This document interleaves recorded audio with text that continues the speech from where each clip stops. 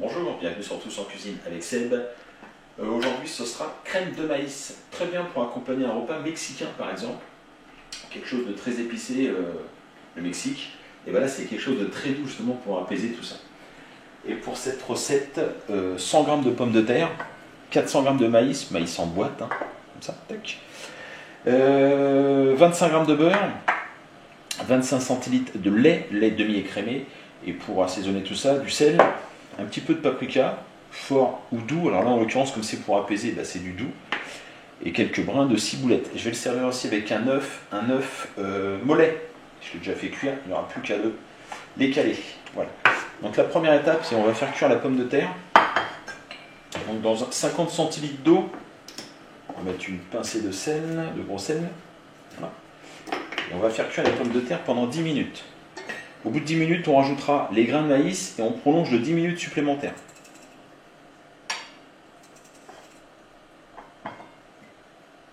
C'est parti pour les pommes de terre. Les 10 premières minutes pour les pommes de terre, on va rajouter maintenant le maïs. Alors éventuellement, on peut garder quelques grains de maïs pour la déco. Moi, je vais tout mettre. Voilà. Et on rajoute 10 minutes supplémentaires. Et voilà 10 minutes supplémentaires. Alors ce que je vais faire, c'est que je vais filtrer un peu. On conserve parce que si le mélange est trop épais, on viendra récupérer un petit peu de jus de cuisson. Voilà. Donc, je vais mettre tout ça dans mon robot.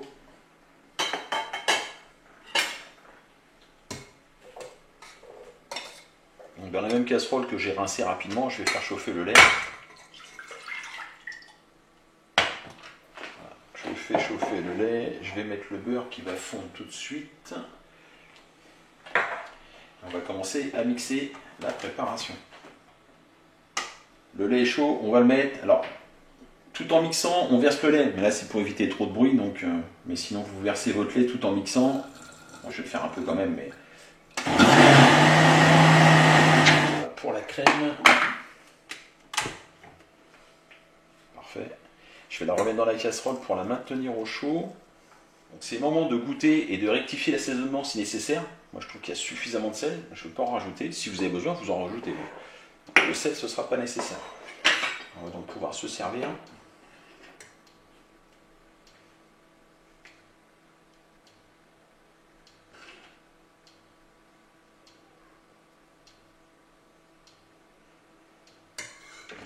Voilà, je vais rajouter l'œuf. L'œuf.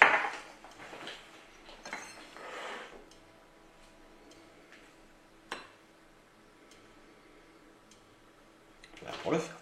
Un petit peu donc de ciboulette. Voilà.